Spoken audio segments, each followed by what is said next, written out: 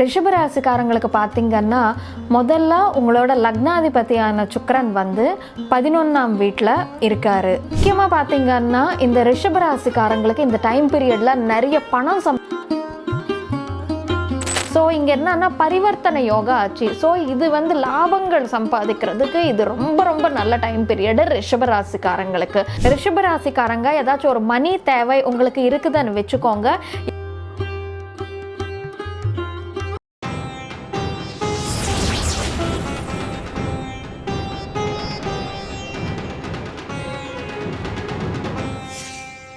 Rudran astro நேயர்கள் அனைவருக்கும் வணக்கம்.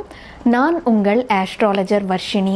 முதல்ல என்னோட தமிழில் நிறைய தவறுகள் தடுமாற்றங்கள் இருக்கும்.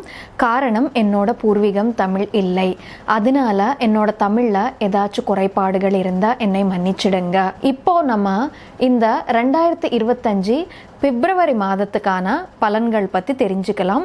அது தெரிஞ்சுக்கிறதுக்கு முன்னால் எந்தெந்த கிரகம் எந்தெந்த இடத்துல இருக்கிறது, எந்தெந்த கிரகம் எந்தெந்த இடத்துல இருந்து டிரான்சிட் ஆக போகுதுன்னு சொல்லிட்டு நம்ம தெரிஞ்சுக்கலாம். இப்போது மாத ஆரம்பத்தில் பார்த்திங்கன்னா செவ்வாய் வந்து மிதுன ராசியில் இருக்காங்க, கேது கன்னி ராசியில் இருக்காரு, சூரியன் புதன் மகர ராசியில் இருக்காங்க. அப்படியே இந்த சனி பகவான் பார்த்திங்கன்னா கும்பராசியில் இருக்காரு, ராகு மீன ராசியில் இருக்காங்க, சுக்கிரன் மீன ராசியில் இருக்காங்க, குரு ரிஷப ராசியில் இருக்காங்க. இந்த மாதம் 11ஆம் தேதி பார்த்திங்கன்னா புத பகவான் மகர ராசியை விட்டுட்டு கும்பராசிக்கு போக போகிறாரு. இந்த மாதம் 13ஆம் தேதி சூரியன் மகர ராசியை விட்டுட்டு கும்பராசிக்கு போயிட்டு புதனுடன் இணைந்து இருப்பார். இது இந்த மாதத்துக்கான பிளேஸ்மெண்ட்ஸ் மற்றும் டிரான்சிட்ஸ். இப்போது எல்லா ராசிக்காரங்களுக்கு இந்த மாதம் எந்த மாதிரியான பலன்கள் இருக்க போகுதுன்னு சொல்லிட்டு நம்ம தெரிஞ்சுக்கலாம். இப்போது இந்த ரிஷபராசிக்காரங்களுக்கு இந்த பிப்ரவரி மாதம் எந்த மாதிரியான பலன்கள் இருக்க போகுதுன்னு சொல்லிட்டு நம்ம பார்ப்போம். ரிஷபராசிக்காரங்களுக்கு பார்த்திங்கன்னா முதல்ல உங்களோட லக்னாதிபதியான சுக்கிரன் வந்து 11ஆம் வீட்டில் இருக்காரு. ஒரு 4 மாதத்துக்கு அங்கே தான் இருக்க போகிறாரு, உச்சகட்டமாக இருக்காரு. முக்கியமாக பார்த்திங்கன்னா இந்த ரிஷபராசிக்காரங்களுக்கு இந்த டைம் பீரியடில் நிறைய பணம் சம்பாதிக்கணும் என்ற ஆர்வம்ன்றது பயங்கரமாக இருக்கும். இந்த டைம் பீரியடில் பார்த்திங்கன்னா உங்களுக்கு நிறைய ப்ராஃபிட்ஸ் அண்ட் கெயின்ஸ் வர மாதிரி தெரியுது. எதுக்குன்னா 11ஆம் வீடுன்னு பார்த்திங்கன்னாலே அது வந்து ப்ராஃபிட்ஸ் அண்ட் கெயின்ஸ்க்கு லாபஸ்தானம், அதோட நேமே லாபஸ்தானம். ஸோ லக்னாதிபதி போய் உச்சகட்டமாக லாபஸ்தானத்தில் இருக்கும்போது என்னன்னா ஒரு 4 மாதத்துக்கு வந்து நல்ல ப்ராஃபிட்ஸ் அண்ட் கெயின்ஸ்ன்றது ரிஷபராசிக்காரங்க எதிர்பார்க்கலாம். அப்படியே நீங்கள் ஏதாச்சும் பிஸ்னஸ் பண்ணிட்டு இருந்தால் முக்கியமாக உங்களோட இளைய சகோதரர்கள் சகோதரிகளோட சப்போர்ட்ன்றது உங்களுக்கு கிடைச்சிரும். ஏன்னா 11ஆம் வீடு பார்த்தீங்கன்னால ஃப்ரெண்ட்ஸு எல்டர் சிப்ளிங்ஸ் அப்படியே லாபத்துக்கு சம்மந்தப்பட்ட இடம். ஸோ இந்த டைம் பீரியடில் உங்களோட கெரியர் வைஸ் ஆகட்டும், உங்களோட பிஸ்னஸ் வைஸ் ஆகட்டும், உங்களோட ஃப்ரெண்ட்ஸு மற்றும் எல்டர் சிப்ளிங்ஸ் வந்து இந்த டைம் பீரியடில் நிறைய சப்போர்ட் பண்ணுவாங்க. உங்களுக்கு எல்டர் சிப்ளிங்ஸு கூட அட்டாச்மெண்ட்ன்றது நல்லா இருக்கும் இந்த டைம் பீரியடில். எதுக்குன்னா லக்னாதிபதி வந்து ராசியாதிபதி வந்து உங்களுக்கு 11ஆம் வீட்டில் உச்சகட்டமாக இருக்காரு. 11ஆம் வீட்டு அதிபதியான குரு வந்து உங்களுக்கு ராசியில் ஏற்கனவே இருக்காரு. ஸோ இங்கே என்னன்னா பரிவர்த்தனை யோகா ஆச்சு. ஸோ இது வந்து லாபங்கள் சம்பாதிக்கிறதுக்கு இது ரொம்ப ரொம்ப நல்ல டைம் பீரியடு ரிஷபராசிக்காரங்களுக்கு. அப்படியே ரிஷபராசிக்காரங்க பொறுத்த வரைக்கும் இந்த மாத ஆரம்பத்தில் சூரியனு புதனும் உங்களுக்கு 9ஆம் வீட்டில் இருக்காங்க. இப்போ 2ஆம் வீட்டு அதிபதியான புதன் வந்து உங்களுக்கு 9ஆம் வீட்டில் இருக்கிறதுனால த்ரூ ஃபாதர் வந்து உங்களுக்கு இன்கம் அண்ட் கெயின்ஸ்ன்றது வர்றதுக்கு, மணி கெயின்ஸ் வர்றதுக்கான வாய்ப்பு இருக்குது. ஃபார் சப்போஸ் உங்கள் ஃபாதர் வந்து உங்கள் நேமில் ஏதாச்சும் ஒரு ஹியூஜ் அமௌண்ட் வந்து பேங்க்கில் டிபாசிட் பண்ணலாம். இல்லைன்னு வைங்க ஃபாதர் சைடு உங்களுக்கு வர வேண்டிய ப்ராப்பர்ட்டி ஏதாச்சும் இருந்தால் இந்த டைம் பீரியடில் அந்த சொத்துன்றது உங்கள் பேரில் எழுதி கொடுக்கறதுக்கான வாய்ப்புண்டுன்னு சொல்லிட்டு சொல்லலாம். முக்கியமாக பார்த்தீங்கன்னா ரிஷபராசிக்காரங்களுக்கு இந்த டைம் பீரியடில் லாங் டிஸ்டன்ஸ் ட்ராவல்ஸ்ன்றது தெரியுது. அதுவும் profession related long distance travels. எதுக்குன்னா 4th ஹவுஸ் அப்படின்னு 4ஆம் வீடு அதிபதியான சூரியன் 9ஆம் வீட்டில் இருக்காங்க.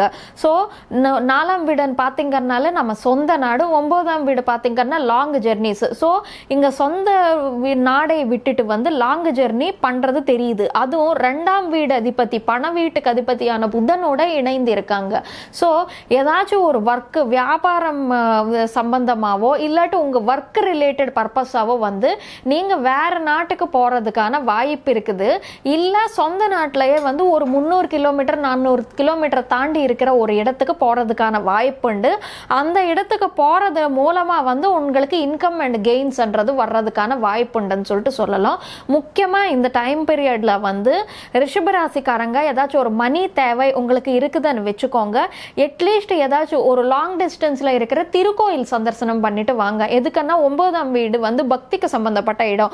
ஸோ இந்த டைம் பீரியடில் நீங்கள் திருக்கோயில் சந்தர்சனம் பண்ணிட்டு வந்ததுனால உங்களுக்கு ஏதாச்சும் ஒரு மணி ப்ராஃபிட்ஸ்ன்றது வர்றதுக்கான வாய்ப்பு உண்டுன்னு சொல்லிட்டு சொல்லலாம்.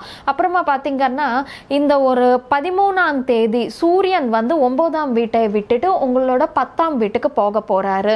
ஸோ 4ஆம் வீட்டு அதிபதியாக இருந்த சூரியன் வந்து 10ஆம் வீட்டில் இருப்பார். மேஜர்லி பார்த்தீங்கன்னா நிறைய பேர் ரிஷபராசிக்காரங்களுக்கு ஒர்க் ஃப்ரம் ஹோம் ஆப்பர்ச்சுனிட்டிஸ் கூட கிடைப்பதுக்கான வாய்ப்பு உண்டு. ஏன்னா 4ஆம் வீடு பார்த்தீங்கன்னா நம்மளோட கம்ஃபர்ட் ஜோனு, நம்மளோட ஹோம்க்கு சம்மந்தப்பட்ட வீடு. 10ஆம் வீடுன்னு பார்த்தீங்கன்னா தொழில் வீடு. ஸோ ரிஷபராசி லேடிஸ் யாராச்சும் ரொம்ப நாளாக வந்து கொஞ்சம் இந்த கால் சென்டர்ஸ் ரிலேட்டடாக ஒர்க் ஃப்ரம் ஹோம் ஆப்பர்ச்சுனிட்டிஸ்க்காக தேடிட்டு இருக்கீங்கன்னா இந்த டைம் பீரியடில் உங்களுக்கு ஒர்க் ஃப்ரம் ஹோம் ஆப்பர்ச்சுனிட்டின்றது கிடைப்பதுக்கான வாய்ப்பு உண்டு. அப்படியே 5ஆம் வீட்டு அதிபதியான புதன் வந்து உங்களுக்கு 9ஆம் வீட்டில் 11ஆம் தேதி வரைக்கும் இருப்பாங்க. ஸோ நாலேஜ் கெய்னிங்க்கு வந்து இது ரொம்ப நல்ல டைம் பீரியட். எதுக்குன்னா 5th general education, 9th house பார்த்தீங்கன்னா higher knowledge, higher education. So இந்த டைம் பீரியடில் யாராச்சும் கொஞ்சம் டிஸ்டன்ஸ் எஜுகேஷனில் MBA MCA இந்த மாதிரி போடுறதா இருந்தால் இது நல்ல டைம் பீரியட்.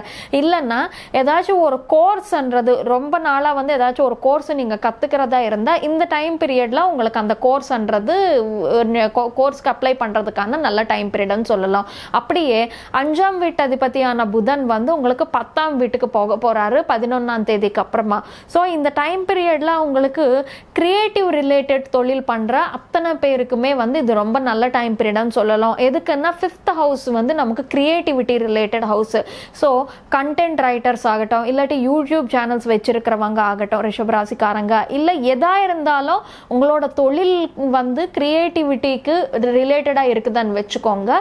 இந்த டைம் பீரியட் வந்து ரொம்ப ரொம்ப நல்ல டைம் பீரியடாக உங்களுக்கு அமையும் சொல்லிட்டு தாராளமாக சொல்லலாம். அப்படியே ரிஷபராசிக்காரங்களுக்கு வந்து இந்த 14ஆம் தேதிக்கு அப்புறமா 13ஆம் தேதிக்கு அப்புறமா சூரியன் புதன் 2 பேரும் 10ஆம் வீட்டில் உங்களுக்கு இணைந்து இருப்பாங்க. இது ரொம்ப ரொம்ப நல்ல டைம் பீரியட். ப்ரொஃபஷன் அட்வான்ஸ்மெண்ட்டுக்குன்னு சொல்லலாம். ரொம்ப நாளாக ப்ரமோஷனுக்காக எதிர்பார்த்துட்டு இருக்கிறவங்களுக்கு வந்து இந்த டைமில் ப்ரமோஷன் கிடைச்சிரும். அப்படியே உங்களோட ப்ரொஃபஷனில் உங்களுக்கு ஒரு ஆர்கனைஸ்டு கேப்பபிலிட்டின்றது வந்துடும்.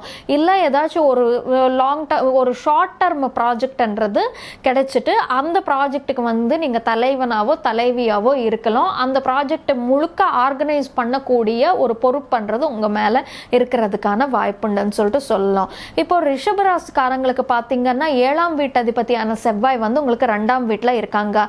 மனைவி மூலமாக பணவரவு, புருஷன் மூலமாக பணவரவுன்றது உண்டுன்னு சொல்லிட்டு சொல்லலாம்.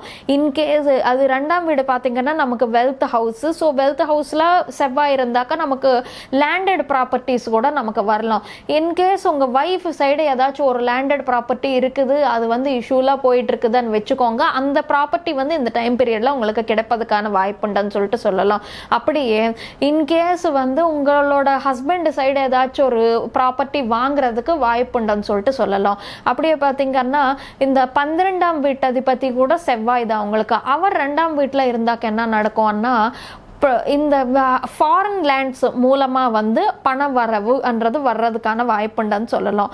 இப்போ ஃபார் சப்போஸ் வச்சுக்கோங்க, இப்போது சில பேர் வந்து என்னன்னா ஃபாரின் கொலாபரேஷனில் ஒர்க் பண்ணிட்டு இருப்பாங்க. ஒர்க் ஃப்ரம் ஹோம் தான் பண்ணிட்டு இருப்பாங்க, பட் ஃபாரின் கொலாபரேஷனில் வந்து கண்டென்ட் ரைட்டர்ஸாக அந்த மாதிரி ஒர்க் பண்ணிட்டு இருப்பாங்க. ஸோ அது என்ன நடக்கும்னா அந்த டாலரோ பவுண்டோ வந்து இந்தியன் ரூபியாக கன்வெர்ட் ஆகிட்டு வரும், அந்த மாதிரி இருக்கும். இல்லை சில பேர் ஃபாரின் போனோம்னு நினைக்கிறவங்களுக்கு இது நல்ல டைம் பீரியட். எதுக்குன்னா உங்களுக்கு 11ஆம் தேதி வரைக்கும் வந்து புதன் இருப்பார் 9ஆம் வீட்டில். 13ஆம் தேதி வரைக்கும் பார்த்தீங்கன்னா சூரியன் 9ஆம் வீட்டில் இருப்பார். ஸோ நாட்டு விட்டு வெளிநாட்டுக்கு போயிட்டு அங்கே பணம் சம்பாதிக்கிறதுக்கான வாய்ப்புண்டுன்னு சொல்லிட்டு சொல்லலாம். ஆனால் ரிஷபராசிக்காரங்க எந்த விஷயத்தில் கவனமாக இருந்துக்கணும்னா உங்களுக்கு 2ஆம் வீட்டில் செவ்வாய் இருக்காங்க. ஸோ இந்த டைம் பீரியடில் 2ஆம் வீட்டில் செவ்வாய் இருக்கும் போது என்னன்னா ஏதாச்சும் பேசுறதுக்கு முன்னால் யோசிக்க மாட்டாங்க.